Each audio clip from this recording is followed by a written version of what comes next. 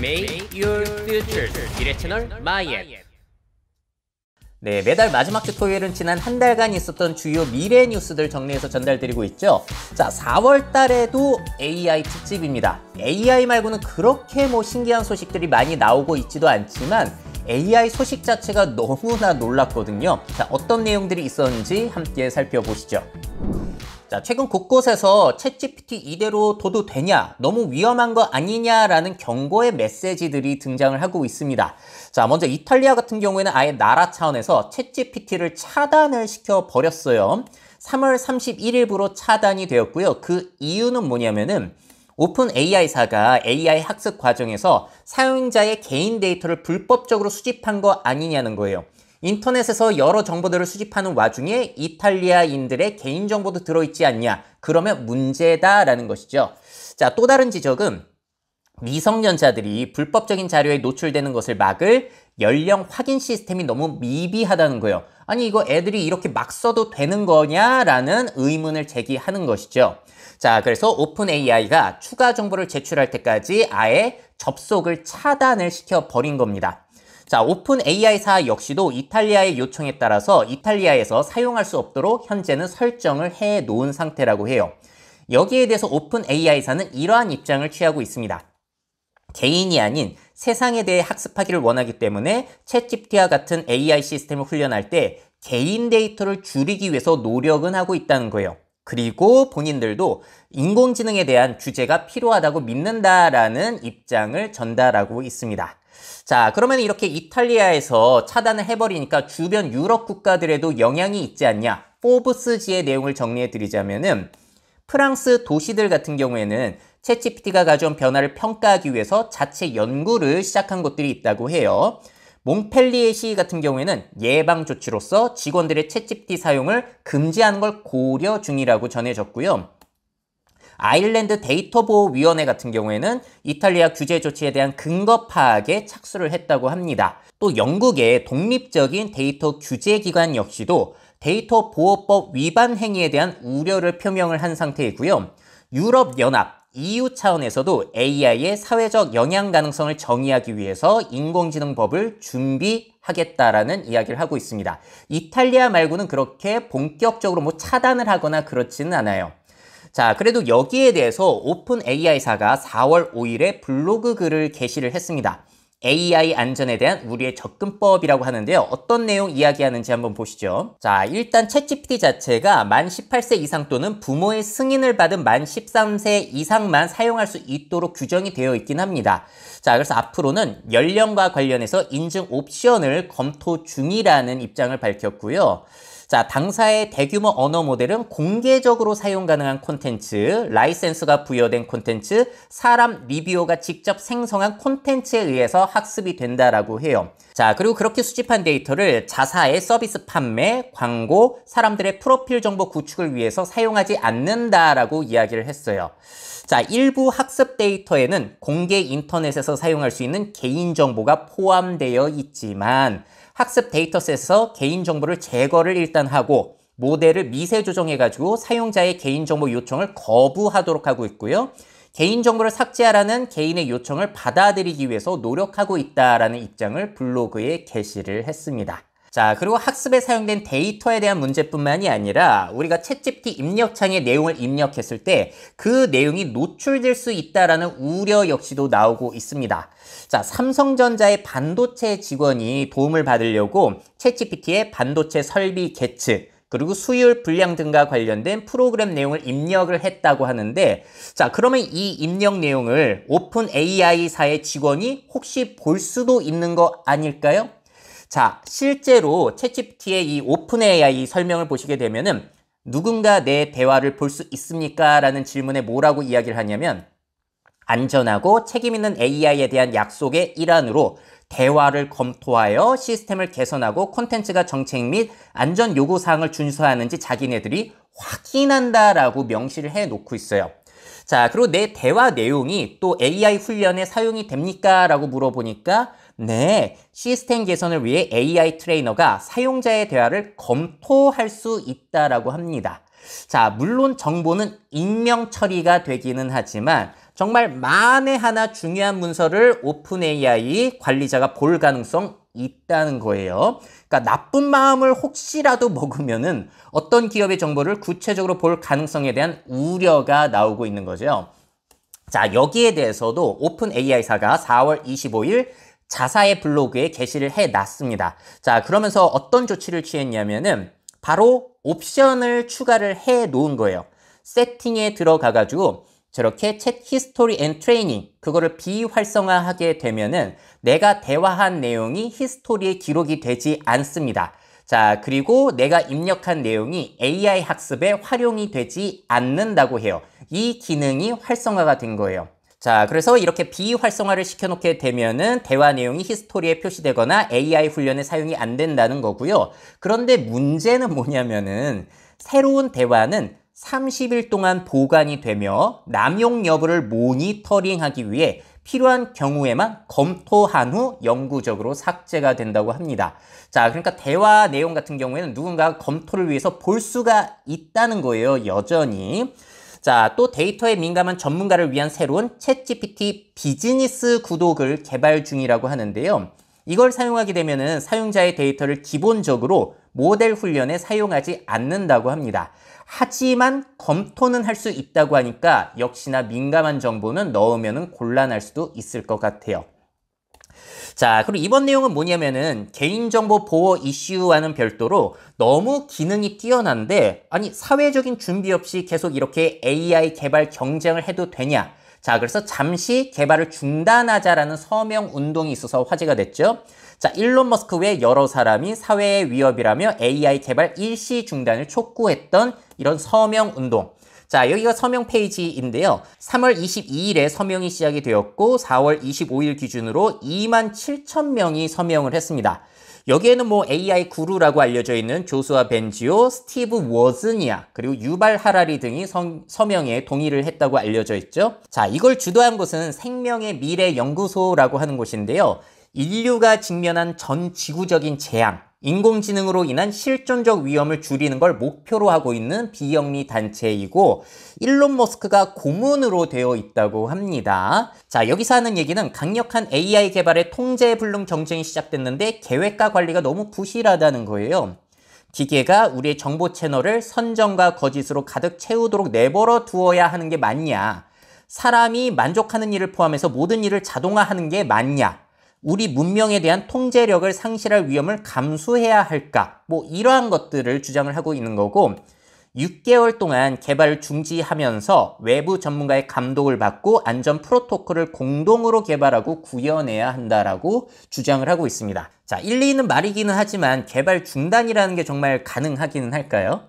또 재미난 소식이 전해진 게 이 중단에 서명을 했던 일론 머스크 본인 자체도 진실을 추구하는 최대 인공지능인 트루스 GPT를 개발하고 있다는 거. 자기가 하는 건 진실만을 이야기하는 걸 개발하고 있으니까 다르고 인류에 도움이 된다라는 그런 느낌인 것 같은데 말이 되는지는 사실 모르겠습니다. 테슬라 FSD 베타도 실제 도로에서 돌리고 있는 사람이 AI 개발을 중단하자는 것 자체가 좀 아이러니하기도 하죠.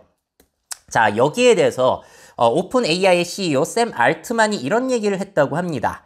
해당 서한을 작성한 단체는 AI 기술 어느 부분을 멈춰야 하는지, 왜 그래야 하는지에 대해 정확히 이해하지 못했다.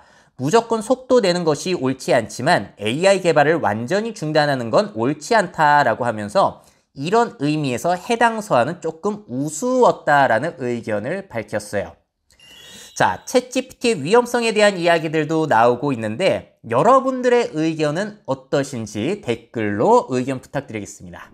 자, 챗GPT도 대단한데 그거보다 뛰어난 오토GPT라는 게 등장을 해서 또 화제가 되기도 했어요. 이게 뭐냐면요. 목표를 정해주면은 AI가 스스로 질문하고 방법을 찾아가지고 그걸 달성한다는 거예요. 자, 바로 실행 화면을 통해서 보여드리도록 할게요. 자, 이게 오토GPT 화면인데요. 먼저 AI의 이름과 역할을 사용자가 정해줘야 됩니다. 자, 여기에서는 셰프 GPT라고 이름을 정했고 역할은 다가올 이벤트를 발견하고 그에 맞는 새로운 요리 레시피 개발을 위해서 웹을 검색하는 AI라고 역할을 주어 준 거예요. 자, 그런 다음에 목표를 5가지 설정할 수가 있는데 여기에서는 3가지만 설정을 했습니다. 부활절과 같은 행사에 적합한 새로운 레시피를 개발하라. 레시피 결과를 파일로 저장하라. 목표를 완료하면 작업을 중지하라. 이렇게 하면 알아서 얘가 목표를 완수한다는 거예요. 자, 이렇게 해놓으면 이게 얼마나 신기하냐면요. 이 인공지능 자체가 앞으로 뭘 해야 되는지를 스스로 생각해서 정하는 거예요. 자, 셰프 GPT가 이렇게 생각을 합니다. 독특한 레시피 개발을 위해 다가올 적절한 이벤트를 찾는다. 왜 그러냐면은 다가온 이벤트를 찾는 것이 관련된 좋은 레시피를 개발하는 데 도움이 되니까. 이렇게 생각을 해가지고 뭘 하냐면은 여기 아래 보시는 것처럼 구글에서 직접 다가오는 이벤트들을 스스로 검색해가지고 관련 사이트 결과를 얻고 있는 거예요. 자, 그래서 이렇게 사이트들이 나오면은 페이지의 정보 요약을 자기가 알아서 해요. 링크의 정보를 추출하는 일은 챗GPT 써보시면 아시겠지만 잘 해내거든요. 근데 그거를 사람이 일일이 링크 넣고 요약해줘 이걸 하지 않고 얘가 다 자동으로 이걸 해준다는 거예요. 자, 그런 다음에 얘가 또 스스로 생각을 하는 거예요. 아, 보니까 4월 22일 지구의 날을 독특한 레시피 개발할 적당한 날로 정해야겠구나. 왜냐면은 이날은 널리 축하되는 행사로 테마 레시피 개발에 적합할 것이라고 스스로 판단을 한 겁니다. 그런 다음에 또 뭘 생각을 하냐면은 그런 다음에는 GPT 에이전트를 사용해서 지구의 날을 위한 레시피를 개발해야겠구나를 스스로 정했습니다. 근데 그 와중에 지속 가능하고 친환경적인 재료들을 사용할 것이라는 것을 스스로 판단을 해 놓은 거예요. 자, 그래서 이렇게 실제로 레시피가 나오는 장면까지 공개가 되어 있습니다. 자, 한번 정리를 해보자면은 이건 정식적으로 나온 건 아니고요. Significant Gravitas라는 유저가 최근에 GitHub에 공유한 파이썬 앱입니다. AI가 각 액션에 대해 사용자의 프롬프트 없이 독립적으로 기능을 할 수 있다는 게 특징이고요. 챗GPT의 실수를 스스로 수정하는 자율 반복 기능, 별도 메모리, 다 기능성을 추가해 놓았다고 해요. 자, 오픈 AI의 GPT 3.5 모델이나 GPT-4 API를 활용을 한다고 하고요. 이걸 활용하기 위해서는 컴퓨터에 Git, 파이썬을 설치해 놓아야 되고 오픈 AI의 API 생성 등의 여러 준비 절차가 필요합니다. 그래서 일반인들이 쉽게 접근할 수는 없는 거예요. 자, 근데 이걸 사용한 사람들의 후기가 올라온 걸 좀 소개해 드리자면은 앱을 개발하라고 오토 GPT한테 명령하니까 앱 개발에 필요한 프로그램을 직접 파악해서 설치를 한 후에 개발을 하더라는 거예요. 자, 꽃 사업을 성장시켜달라고 하니까 광고 전략을 자기가 짜고 웹사이트까지 구축을 해주더라는 겁니다. 또 부자로 만들어달라고 하니까 내 재정 상태 파악을 위해서 내 PC에서 은행 사이트를 찾은 뒤 아이디와 비밀번호로 접속을 시도해가지고 딱 이제 프로그램을 끝내는 이러한 사태도 일어났다고 합니다. 자, 물론 이러한 시도들이 있었다고 하는데 정말로 제대로 됐는지 확인할 길이 없기는 해요. 자, 아직은 사용도 어렵고 오류가 나거나 일 처리를 제대로 못하는 한계점들도 꽤 있겠죠. 결과물의 질도 사실 의문이긴 합니다. 하지만 이 시도에서 중요한 포인트는 뭐냐면은 AI를 활용한 작업 자동화 가능성을 우리가 볼 수 있었다라는 부분이 될 것 같아요. 자, 그렇다면 이 챗GPT로 시작된 다양한 AI의 활용, 정말로 무슨 일까지 가능할까요? 영화 아이언맨 자비스에 또 한 걸음 가까이 간 것 같은데 어떤 일들이 펼쳐질지 또 지켜보도록 하시죠. 자, 최근에 이미지 생성 AI 딥페이크들이 상당히 화제가 되고 논란이 되고 있습니다. 자, 뉴욕타임즈에 올라온 이 퀴즈 한번 같이 풀어보실래요? 둘 중에서 AI에 의해 생성된 이미지는 무엇일까요? 왼쪽, 오른쪽. 자, 정답은 오른쪽이었다고 합니다. 자, 지금은 특유의 미드전인 분위기가 나기는 하는데 앞으로는 점점 더 구별이 어려워지지 않을까라는 생각이 들기도 하고요. 문제는 가짜 뉴스를 만들 때도 근거를 제시하기 위해서 생성 AI로 만든 가짜 이미지를 첨부할 가능성이 높아지죠. 예를 들어서 달 착륙 의심하시는 분들 많잖아요. 펜실베니아에 거주 중인 변호사 한 분이 달 착륙은 조작되었다는 주장을 하기 위해서 이 이미지를 생성해냈다고 합니다. 자, 물론 가까이 보게 되면 얼굴도 일그러져 있고 착륙성도 69년에 그것이 아니거든요. 근데 언뜻 보면은 누군가가 속아 넘어갈 수 있다라는 거. 자, 그리고 많은 분들이 보셨겠지만 트럼프 전 대통령이 체포되었다라는 가짜 이미지를 미드저니로 만들었는데 결과물이 너무 좋잖아요. 이렇게 감방에서 수감 중인 모습도 가짜로 뉴스를 만들어낼 수가 있다라는 거. 자, 그러니까 지금도 유튜브에서 옛날 사진 막 끌어다 와가지고 워딩 붙여서 가짜 뉴스 만드는 거 속아 넘어가시는 분들도 많은데 이렇게 딥페이크 사진을 쉽게 만들어낼 수 있다라면은 그런 일들이 더욱더 심각해질 수는 있겠죠. 자, 그리고 많은 분들이 보셨겠지만 교황이 이렇게 갑자기 세련된 패딩을 입고 다녀서 화제가 되는데 이것도 미드저니로 만든 거고 가죽 잠바를 입는다든지 이렇게 오토바이를 타고 다닌다든지 이런 이미지들이 생성이 되기도 하는데요. 자, 참고로 유명인들로 미드저니에서 딥페이크 사진 만드는 건 꽤나 간단합니다. 그 사람 이름 넣고 어떤 행동을 하고 있다라고 명령을 하게 되면 만들어 주거든요. 자, 워낙에 유명하다 보니까 AI가 그 사람이 누군지를 알고 그 사람 얼굴로 생성물을 만들어내면 사람들이 또 누군지를 알게 되기 때문에 이런 것들이 또 통하고 있는 거예요. 자, 그런데 일반인들 얼굴 넣고 해달라고 하면 제대로 해주지는 않아요. 아직까지는. 자, 그래서 보리스 전 총리 같은 경우도 이렇게 춤추는 장면이 나왔는데 이게 또 가짜 이미지예요.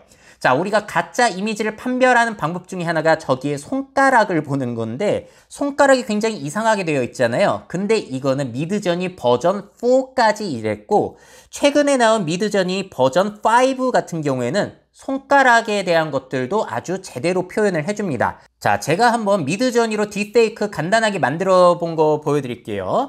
톰 크루즈, 발레 영화의 주인공이 되다. 자, 톰 크루즈가 발레복을 입고 춤추고 있다라고 하니까 이렇게 만들어줬거든요. 자, 손가락 보시게 되면은 자연스럽습니다. 자, 또 하나 만들어 본 거 보여드릴게요.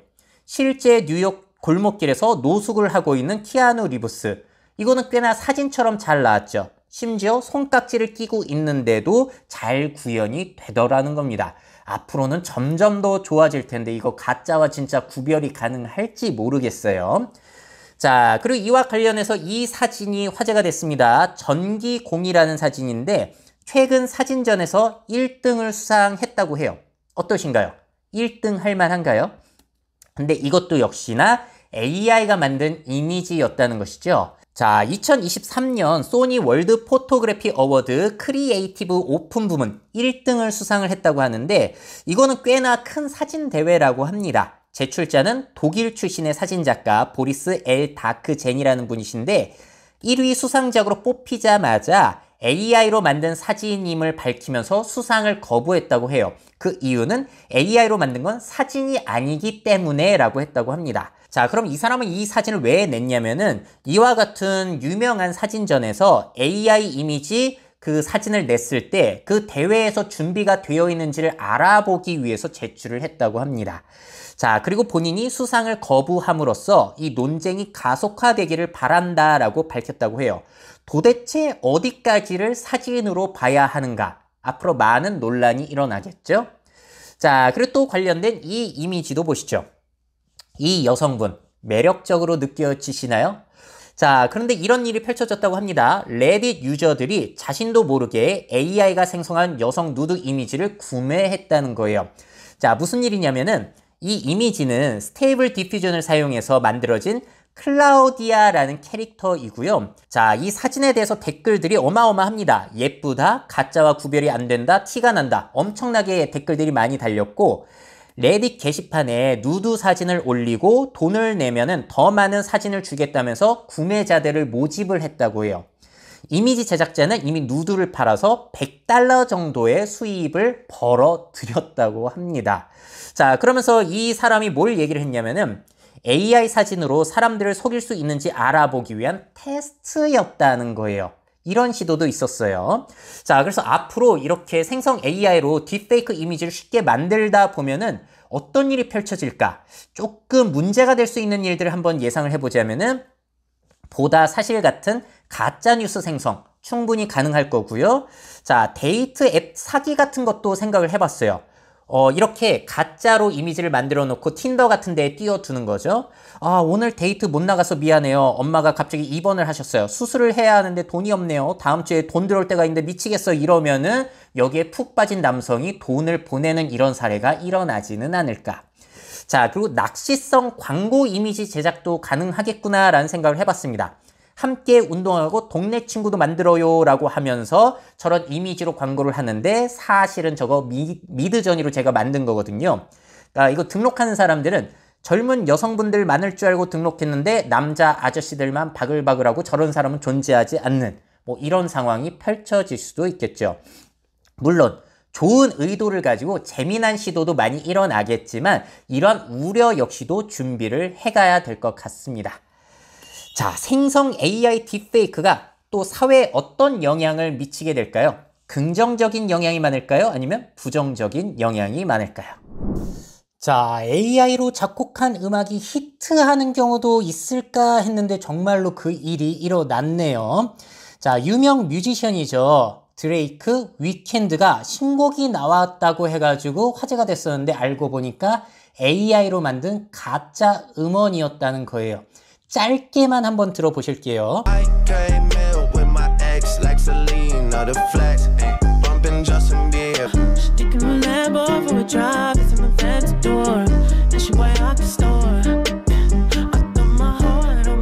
자, Heart of My Sleeve라는 곡인데 어떠셨나요? 꽤 괜찮지 않나요? 일단 드레이크의 그 웅얼거리는 랩, 그 다음에 미성의 위켄드 목소리가 나오는데 정말로 감쪽같이 저는 들리는 것 같습니다. 곡 전체는 2분 14초 분량인데 제가 짧게 들려드린 거고요. 뭔가 곡 느낌이 뭐 덤블링 한다든지 그런 멋진 묘기 영상의 틱톡 아니면 릴스의 BGM으로 딱 어울리는 것 같아요.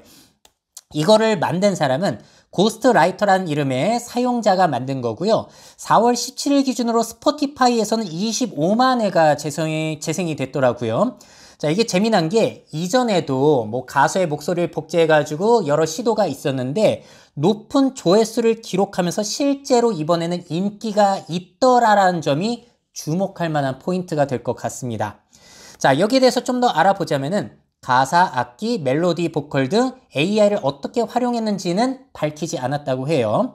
자, 두 아티스트의 소속사 유니버설 뮤직은 지적 재산권 문제로 콘텐츠를 신고했습니다. 왜냐하면은 아티스트의 목소리를 무단으로 활용을 한 거니까요. 자, 하지만 삭제되기 전까지 틱톡, 스포티파이, 유튜브 등에서 엄청나게 재생이 됐다고 합니다. 지금도 유튜브 들어가시게 되면은 곡들을 들으실 수가 있긴 하세요. 자, 그러면서 이런 얘기가 나온다는 거예요. 야, 이거 조금만 노력하면 다른 사람의 스타일이나 모습으로 무한한 미디어를 제작할 수 있게 되는 거 아니야? 또 어떤 얘기가 나오냐면은 신디사이저, 샘플러, 넵스터 등 음악 산업을 뒤흔든 초기 기술을 떠올리게 한다. 사실 신디사이저 같은 경우에도 초창기에는 야, 저거 진짜 연주도 아닌데 저게 어떻게 음악이냐 이런 식으로 비판을 받았지만 지금은 일반적이잖아요. AI 작곡 음악도 대중적으로 될지도 모르겠습니다. 자, 그리고 대부분의 사람들은 사실 단지 즐거운 음악을 듣고 싶어 할 뿐이기 때문에 복잡한 상황이 관심이 없으니까 AI가 작곡했건 뭐 목소리가 복제됐건 좋으면 장땡이라는 그런 사람들도 있을 것이라는 거죠. 실제로 이게 말이 되는 게 요즘에는 음원들이 성공을 하는 곳이 어디냐면은 틱톡에서 이제 배경음악으로 바이럴 되면서 그런 경우들이 있는 것 같아요. 자, 실제로 우리나라 신인 가수 5050의 큐피트라는 노래가 빌보드 핫백에 올라간다든지 일본 가수 이마세의 나이트 라이더라는 노래가 한국에서 인기를 끈다든지 이제는 국적, 작곡자, 가수 상관없이 그냥 영상에 사용되기 좋으면은 바이럴이 되면서 성공하는 사례들이 일어나고 있잖아요. 자, 그러면서 이런 상상을 하게 되는 거예요. 각 플랫폼에 유용하거나 가장 유행하는 음악 스타일을 AI가 막 만들어내는 것이고 그런 음악들이 플랫폼들에서 바이럴 되기 시작하면은 입소문을 타면서 뭐 스포티파이라든지 멜론 같은 곳에서 또 음악 차트에 진입을 하게 되는 거죠. 자, 그래서 사람들은 뭐 AI가 작곡했건 AI 목소리로 불렀건 상관없이 듣기 좋고 사용하기 좋으면 오케이. 이런 것들이 새로운 음원 성공 루트로 자리 잡지는 않을까를 한번 상상해 보게 되는 것 같습니다. 자, 그리고 이 사건에 대해서 일론 머스크의 뭐 여자친구이자 대리모로 함께 아이를 낳기도 했죠. 그라임스라는 사람은 누구나 AI가 생성한 노래에 자신의 목소리를 사용할 수 있다라고 이야기했다고 합니다. 단, 만약에 자신의 목소리를 사용한 노래가 성공한다면 로얄티는 절반 나에게 줘라라는 이야기를 했다고 해요. 자, 그러니까 유명 아티스트 입장에서는 이렇게 바이럴 돼서 더 좋을 수도 있는 거죠. 자, 그래서 이 사례를 바탕으로 또 상상의 나래를 펴보자면 이런 게 가능한 것 같아요. 자신의 목소리를 사용하게 해준 다음에 로열티를 공유받는 가수들이 앞으로 많이 생겨나진 않을까. 자, 그 중에서 인기 있는 음악 같은 경우에는 가수 본인이 공연에서 직접 부르면서 창작자들에게 또 수익을 쉐어할 수도 있겠죠. 야, 이 노래를 그 가수가 실제로 부르면 어떨까? 더 잘 부를까? 궁금증이 분명히 생길 것 같아요. 자, 그리고 희소성 있는 매력적 음색만 판매하는 일반인들도 생겨나지 않을까라는 생각이 들고요.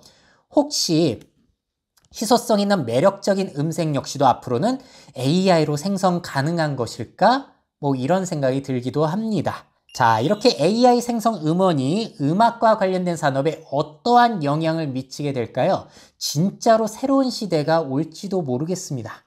자, 메타사에서 객체 분할 인식 AI 모델 쌤이라는 거 공개했는데 야, 이거 신기하더라고요. 자, 저렇게 홈페이지 가시게 되면은 세그먼트 애니띵 모델, 이렇게 줄여서 쌤이라고 나오고 있고요. 설명을 뭐라고 하고 있냐면 클릭 한 번으로 이미지의 모든 것을 분할할 수 있는 모델이라는 거예요. 자, 시연 영상을 보시게 되면은 저렇게 사진 속에 있는 수많은 물체들을 한 번에 다 분할해 가지고 인식을 할 수 있다는 겁니다.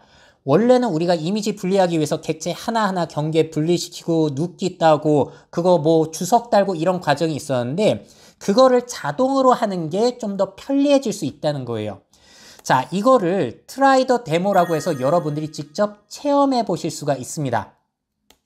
자, 이 사이트에 올라온 사진을 제가 선택해 봤더니 마우스로 저렇게 클릭하는 것만으로 선택이 되고요. 저거를 저렇게 잘라낼 수가 있어요. 이번에는 사각형 드래그 했더니 노란색 의자 자체만 저렇게 잘라내졌고요. 제일 놀라운 점은 에브리띵이라고 하면은 한 번에 저렇게 모든 객체를 다 분할해서 보여주고 다 잘라서 저장을 해준다는 겁니다. 자, 그래서 한번 제가 가지고 있는 사진도 잘 분할을 할 수 있는지 그걸 한번 극한의 테스트를 해봤어요. 자, 그랬더니 야, 이게 되더라고요. 일단 앞에 있는 제 술병 제대로 이제 선택이 돼가지고 잘라내기가 가능하고요. 그렇다면 뒤에 있는 저렇게 겹쳐져 있는 것들은 어떻게 될 것인가? Everything. 모든 것들을 지금 다 분할을 했어요. 그래서 잘라 넣기를 했더니 진짜로 하나하나 다 잘라서 저렇게 넣어놨더라고요. 배경, 제가 가지고 있는 보충제, 라벨, 병뚜껑, 전자레인지의 조작 부분 저런 것들 다 진짜로 정확하게 잘라서 저장을 해가지고 놀랐습니다. 자, 여러분들도 사이트 가시면 해볼 수가 있으시고 여러분들의 사진으로도 가능하니까요. 한번 해보셔도 좋을 것 같아요. 자, 그러면 이런 기술을 앞으로 어떻게 응용할 수가 있는 것일까? 메타사는 메타버스의 진심이니까요. 저렇게 VR, AR, XR 그런 헤드셋을 끼고서 각각의 물체를 인식할 수 있는 게 가능해질 수 있다는 거예요.